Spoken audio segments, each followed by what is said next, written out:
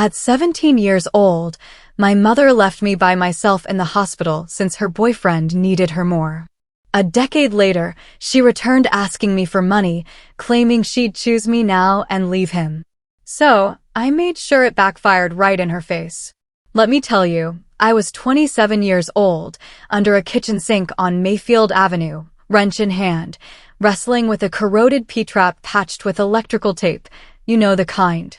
My phone buzzed in my pocket, an unknown number. Usually, I let those go.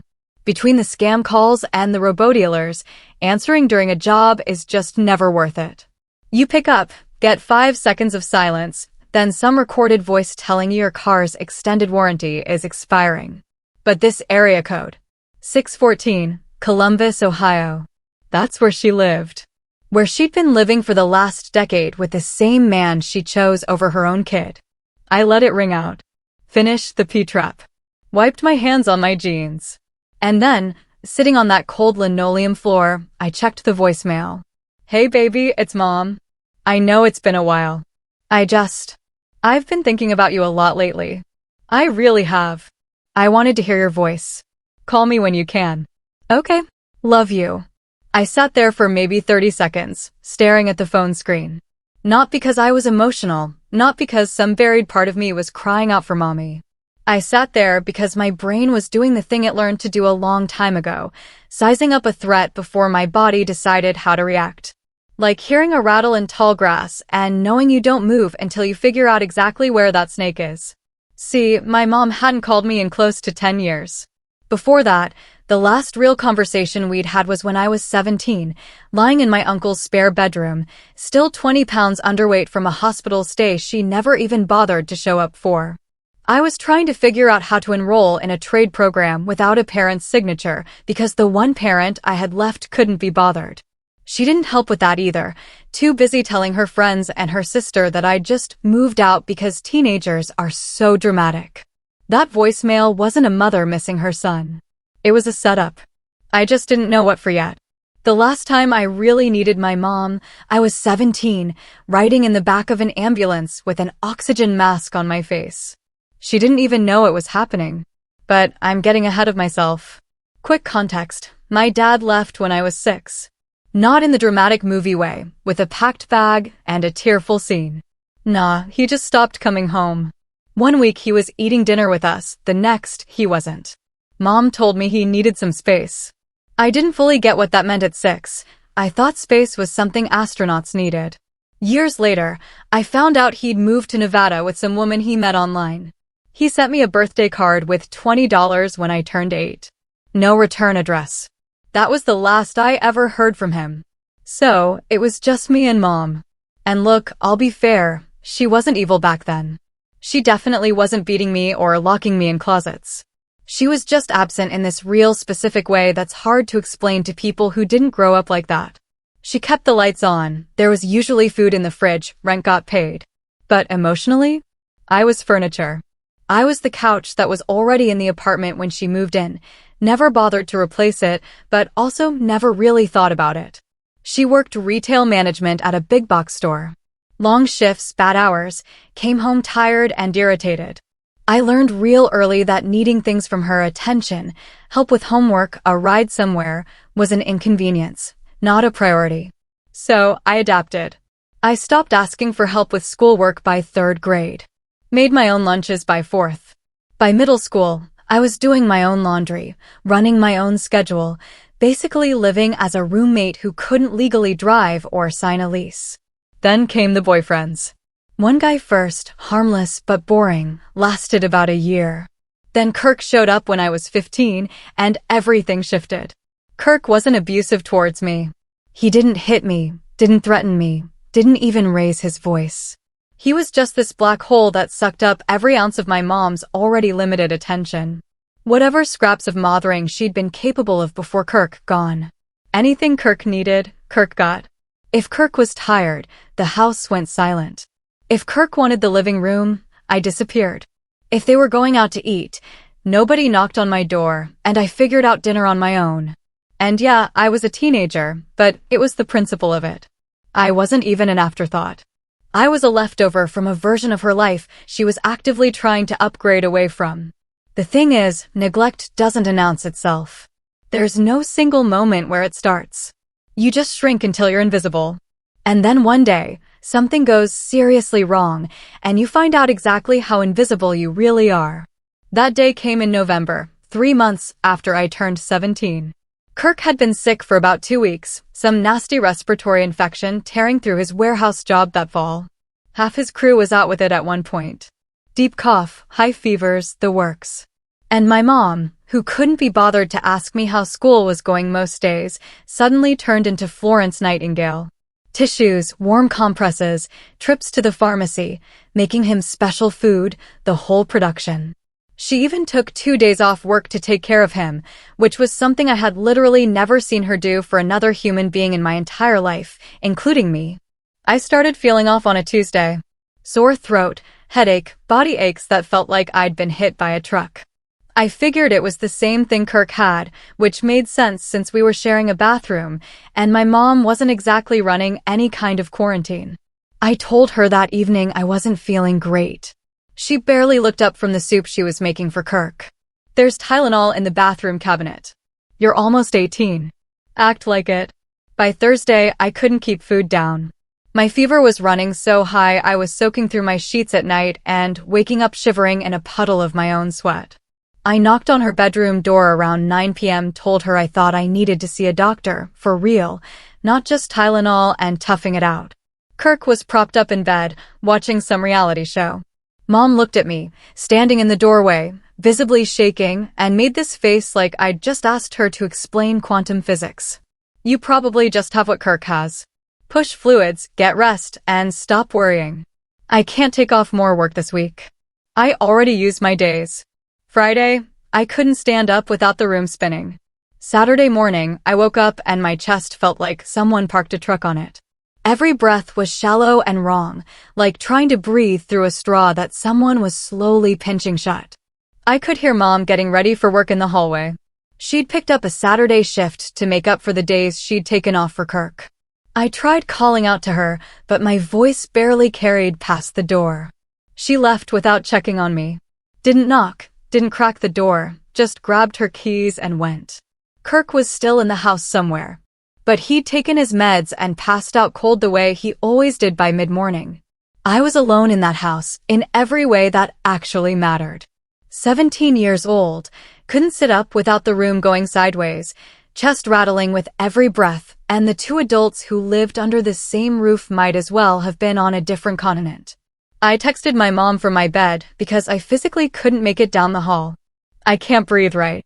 I think I need to go to the hospital. She texted back, stop being dramatic. If you're really that worried, call the nurse hotline number on the fridge. I didn't call the nurse hotline. I called 911. The paramedics were there in 11 minutes. Kirk didn't even wake up. The front door was unlocked, and they came straight to my room after I managed to tell the dispatcher which bedroom I was in. When the first guy checked my oxygen levels, he looked at his partner in a way that told me everything before anyone said a word. They got me on supplemental oxygen in the ambulance. I remember staring at the ceiling of that rig, thinking, nobody in that house even knows this is happening right now. Nobody did. Mom was ringing up customers at the store. Kirk was knocked out on cold medicine 2 rooms away. The ambulance pulled out of that driveway and not a single person in my life watched it leave. I got admitted with pneumonia. Untreated for 5 days because nobody bothered to take me to a doctor. The doctor told me another day or 2, and we'd have been talking about lung damage that doesn't go away. For antibiotics, supplemental oxygen, observation. Here's the part that never left my head. On day 2, a hospital social worker came by my room. Standard procedure when a minor gets admitted without a guardian. She asked where my parents were. I gave her my mom's number. Mom didn't pick up. She was still at work. And even after she got off, she didn't return the call. The social worker tried again later that day. No answer. Tried again the next morning. Day 3. Mom finally answered and said she'd been meaning to come by, but was dealing with a lot at home. The social worker wrote every bit of it down.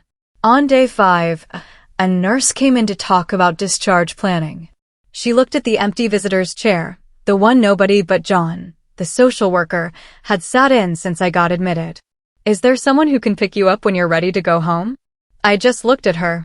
She wrote something on her clipboard and left without pushing it. Mom never came. Not once, not in 7 days. Not a visit, not a phone call, not a text asking how I was doing. 7 days of her 17-year-old son in a hospital bed, and she was across town splitting her time between work shifts and making soup for her boyfriend. What I didn't realize then, and what most people don't know, when a minor gets admitted without a guardian present, that social worker visit isn't a courtesy check-in. It's a legal documentation event. Every unanswered call, every excuse mom gave on day 3, went into a file with a case number. It got documented, it got filed, and once I turned 18, I had every right to request those records. She was building my case for me, and she had no idea. Uncle John came through. On day 3, the hospital tracked him down through emergency contact records from my old pediatrician's files. John drove an hour and 45 minutes from outside Dayton. When he walked into that room and saw me hooked up to N4 with nobody in the visitor's chair, something changed behind his eyes. He didn't give a speech. He just pulled the chair up, sat down, and said 4 words, "I got you, kid." John handled the discharge paperwork, talked to the doctors about follow-up, and drove me back to Mom's place to grab my things. When she launched into it, I was going to come. I just couldn't leave Kirk alone. He's still not 100%, John didn't argue. He just helped me carry 2 garbage bags of clothes and a backpack to his truck. Didn't even look at her. She called after us from the doorway, "You don't remember it right. I didn't think it was that serious. You were almost grown. You could have driven yourself." I moved into John's spare bedroom that night. Mom didn't try to stop me. Didn't ask me to stay. Didn't even stand up from the couch when the door closed. She didn't call for 2 solid weeks. When she finally did, here's what she said: "I hope you're not going around telling people I abandoned you." That's not fair to me. I was doing the best I could with what I had. Kirk needed me, too. You always hold on to the past instead of moving forward. I hung up. That was the last real conversation I had with my mother for close to a decade. Uncle John was a plumber. Not the kind you see in TV commercials with a clean van and a logo. Real plumbing.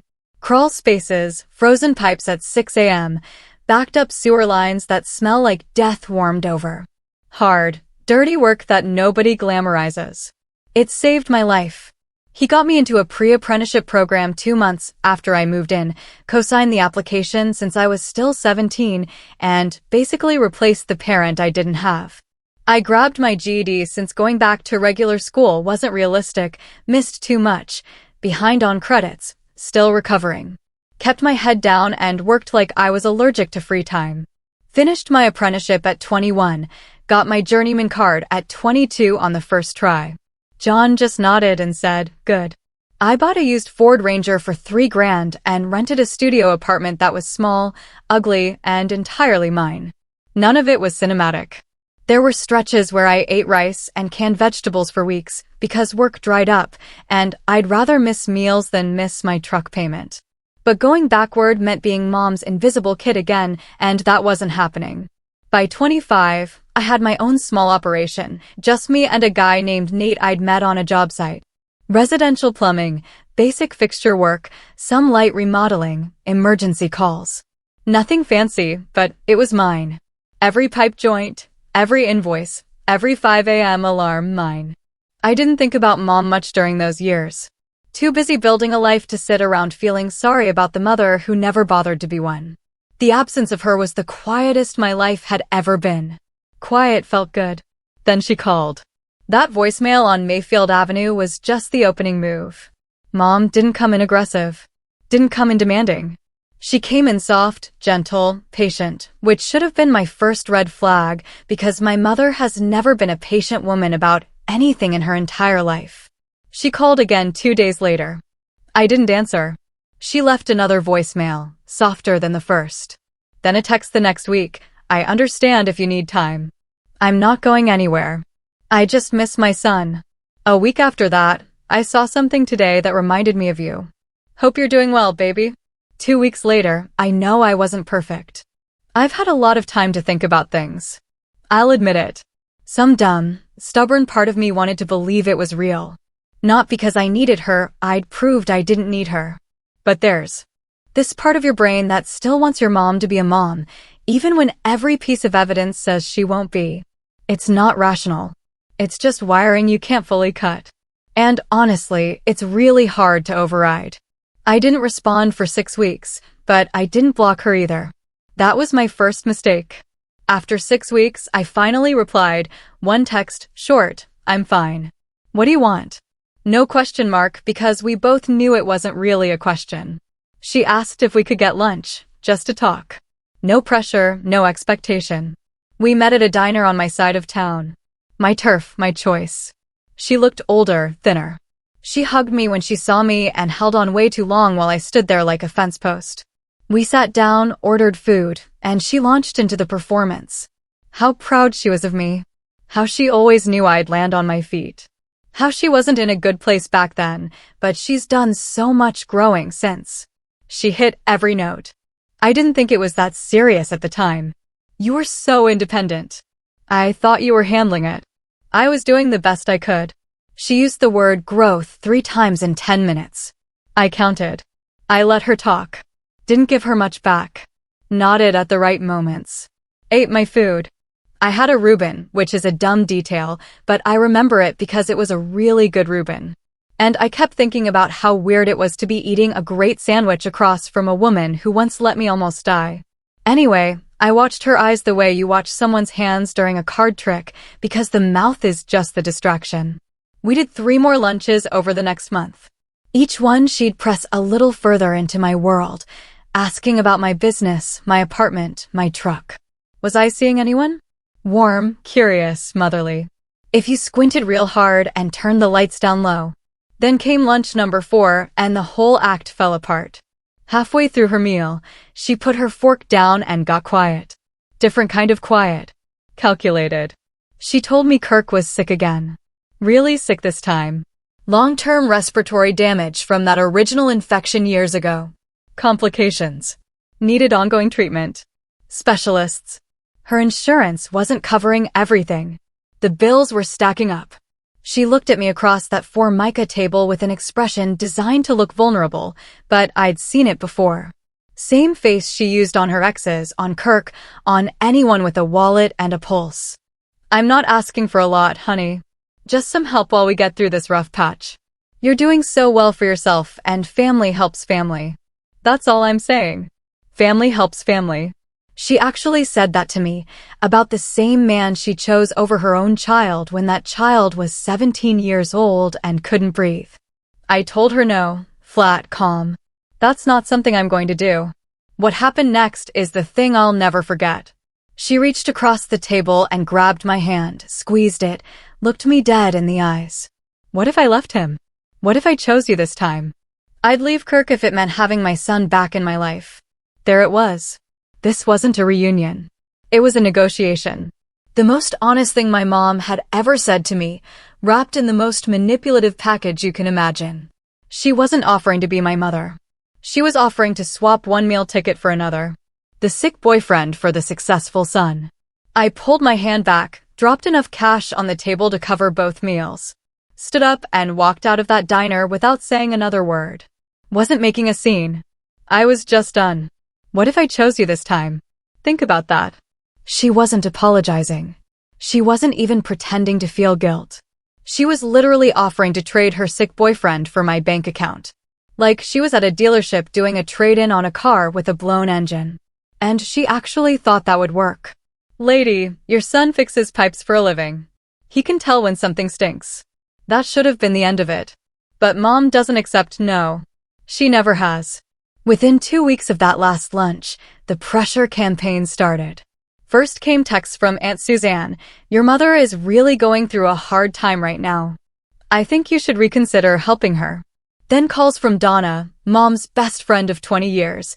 Honey, she's been crying every single day. She just wants her family back together. Don't you think you're being a little hard on her?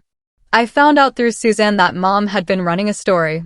In her version, she'd been reaching out for months trying to reconnect, and I'd been cold, heartless, and cruel. No mention of the hospital, no mention of 7 days, no mention of a decade of silence. Just an ungrateful son rejecting a struggling mother. She showed up at my apartment complex one afternoon. Sat in her Camry in the parking lot for about an hour. Nate was over, helping me with some estimates, and he noticed her through the window. "Who's the lady sitting in the Camry?" I looked out, my stomach tightened. Nobody I need to deal with right now. 2 weeks later, she showed up at a job site. Didn't talk to me. Instead, she talked to the next-door neighbor of the client whose bathroom I was working on. Told this total stranger she was just trying to find her son because she was worried about him and he won't return her calls and she doesn't know what she did wrong. That neighbor mentioned it to my client. My client looked at me the next day with this expression. Not hostile, just uncertain, like maybe I was the kind of guy who'd abandon his own mother while she suffered. That cost me a real awkward conversation where I had to explain enough of my personal history to a paying customer just to keep the job from getting weird. I hate that. I don't talk about my family because it's nobody's business. And here was Mom making it everybody's business from the outside. That was the moment I decided I was done playing defense, done absorbing, done deflecting. Time to play offense. What my mom was running here is textbook. In psychology, it's called a smear campaign. You control the story before the other person can speak, and you recruit people to pressure them on your behalf. Those people are called flying monkeys, and they genuinely think they're helping. The trick is, the whole thing only works as long as no one checks the receipts. And she had no clue what I'd been keeping in my filing cabinet. Here's what Mom didn't account for. I'd been keeping records my whole adult life. Not because I was building some revenge plan. I kept them because when you grow up with a person who rewrites history as casually as other people change clothes, you learn real fast to write things down so nobody, including yourself, can ever be convinced it didn't happen. I had the hospital discharge paperwork from when I was 17. John's name on it as the responsible party. Mom's name nowhere. I had saved call logs from my old phone showing every text to her that week, including the one where she told me to stop being dramatic. I had the social worker's case notes, which I'd formally requested from the hospital when I was 21. Those notes documented 3 separate attempts to contact my mother and her response the next day that she'd been meaning to come. I had every voicemail and text from the recent months, the sweet campaign, the lunch invitations, and the messages where she flat out asked for money and offered to leave Kirk in exchange for my financial support. And I had a handwritten timeline in a composition notebook that I'd been keeping since I was 18. Dates, facts, events, no opinions, just what happened and when. I spent a weekend organizing all of it. Printed screenshots, made copies of documents, put everything in a manila folder with a basic timeline on the front page. Clean, factual, no emotional language, just, here's what happened, here's when, and here's the proof. Then I reached out to the people she'd weaponized. Aunt Suzanne first. She was the most reasonable person in Mom's circle, and I had a gut feeling she genuinely didn't know the real story. I asked her to meet up. She agreed, probably expecting me to apologize. I told her up front, I wasn't asking her to pick sides. I just wanted her to see what actually happened before she decided I was the villain in Mom's version. Then I laid it all out. Hospital records, discharge paperwork with John's name and Mom's absence, social worker's notes, the text messages from when I was 17. Then the recent texts, the money ask, the offer to leave Kirk for cash. Suzanne went real quiet for a while. Then she said, she told me you left home because you were going through a rebellious phase. She said the hospital stay was just an overnight thing and you were basically fine. I let that sit for a second. It was 7 days, Suzanne. She didn't come once. I watched it click in real time. Every story Mom had spun over the last decade. Every time she'd played the long-suffering mother of a cold, difficult son. Suzanne was running the math on every single one of them right there at that table. Donna was harder. 20 years of friendship is a lot of weight to move, but I gave her the same treatment. Not a rant, not a guilt trip, just the timeline and the documents. I told her the same thing I told Suzanne. I'm not asking you to turn on her. I'm asking you to look at what's real. Receipts don't have feelings and they don't have opinions. The texts from Mom asking for money were bad enough on their own. But the offer to leave her sick boyfriend if I'd pay up instead? That was the part that made Donna set her jaw and go completely silent. Then I did the thing my mom never in a million years expected. I went to see Kirk. Kirk and I had never had a real conversation in my life. To him, I was the sullen teenager in the back bedroom who didn't make eye contact. To me, he was the guy who replaced me in my own house. We lived in the same space for 2 years and barely exchanged 50 words. I drove to their apartment on a Wednesday. Actually, wait. Might have been Thursday. Doesn't matter. I went when I knew Mom was at work. Knocked on the door. Kirk opened it, looking rough. Gaunt. Lost a lot of weight. He let me in mostly, I think, because he was too caught off guard to say no. I sat at his kitchen table and told him the truth. Not the hospital stuff, that was between me and Mom. I told him about the lunches, about my mother spending weeks buttering me up just to ask for money for his treatment. And then I told him the rest, that she looked me dead in the eyes across a diner table and offered to leave him, her partner of over 10 years, the man she was supposedly devoted to, if I'd pay up instead. Kirk's whole body shifted. He leaned back in his chair, and his jaw got tight. Nah, no way. Your mother would never say that about me. We've been together over a decade, man. I've been right here. She wouldn't do that. He said it with this conviction that almost made me feel bad for what was about to happen. Almost. Because I recognized that voice. It was the same voice I used to have at 15, telling myself she cared, but just had a weird way of showing it. That voice runs out of material eventually. It always does. I didn't argue with him. Didn't try to convince him with words. I just unlocked my phone, pulled up the text thread, and slid it across the table, her exact words glowing on the screen, timestamps and all. Kirk picked up the phone and read it. Then he read it again. Then he set it down real slow, like it was something hot, and stared at a spot on the table between us. His kitchen had this weird humming sound from the fridge, and it was the only noise in the room for what felt like forever. A decade of partnership. Whatever trust he'd built, whatever story he'd told himself about who my mom was and what she actually felt for him, it all cracked right there at that kitchen table under the fluorescent light. The man who just told me she would never was now sitting across from proof that she absolutely did. I didn't ask him to do anything. Didn't tell him how to feel. I just said, I figured you deserve to know what she says about you when she thinks it'll get her something. Then I stood up and left. Drove home. Went back to work. What I did to Kirk was probably the single most devastating move in this entire story, and I did it in under 10 minutes at a kitchen table. Every manipulator has one person whose loyalty they never question. That's their anchor. For Mom, it was Kirk. The second Kirk saw those texts, she lost the one relationship she assumed was permanent. And the best part? She handed me the texts herself over text on a phone with timestamps. The fallout took about 2 weeks to start.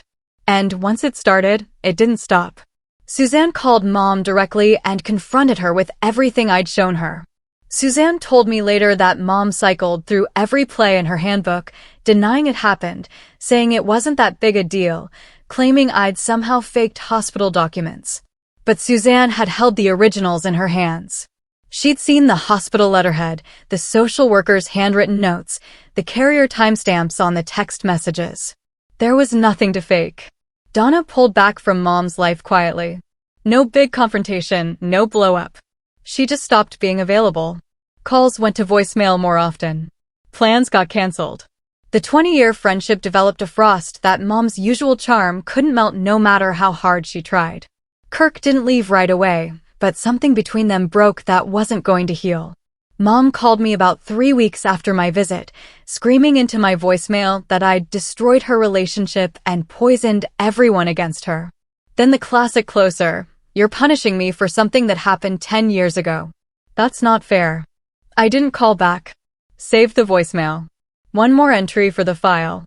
Suzanne started reaching out to Uncle John for the first time in years. They'd never been close, mostly because Mom had controlled the family story for so long. She'd always painted John as the weird, loner half-brother who'd put ideas in her son's head and turned him against her.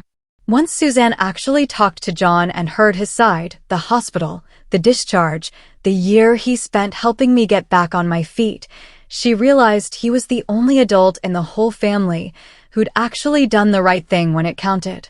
They talk regularly now. John grumbles about it, but I can tell he likes it. The money pressure on Mom didn't go away. It just stopped being anyone else's problem. Without Suzanne's sympathy checks and Donna covering the occasional bill, and Kirk treating her like a partner he could trust, Mom's whole support system fell apart. Not because I tore it down, but because I showed it the truth. And the truth? The truth was load-bearing. You pull that out from under the lies holding everything up, and the whole thing collapses on its own. My business didn't suffer. The homeowner who'd gotten Mom's parking lot story actually called me after I gave him a short, professional explanation. Family stuff is complicated, man. You still do good work. He ended up referring me to his brother-in-law for a full bathroom remodel. Probably my best referral that year. John and I talked about everything one evening, sitting in lawn chairs on his back porch. He didn't congratulate me, didn't give me some speech. He just took a long pause, looked at the yard, and said, "You did what you had to do, and you did it clean." That meant more to me than any of the rest of it combined. Months passed. Life smoothed out. Nate and I landed our biggest job yet, a complete replumb for a property management company. I started a savings fund for a down payment on a house, a real house. The noise from Mom's world went quiet. Then, on a Saturday afternoon in early March, I pulled into my apartment complex after a supply run, and she was standing on my doorstep. No car in the lot, which meant somebody dropped her off, which meant she'd planned this. She looked smaller than the last time I'd seen her, not just thinner, but smaller. Like all the stuff that had held her up, the stories, the allies, the loyal boyfriend, the version of events she'd sold to everyone, had come down piece by piece. And what was left was just this tired woman standing on concrete with nowhere left to go. She started talking before I even got to the top step. "Please, just hear me out. 5 minutes.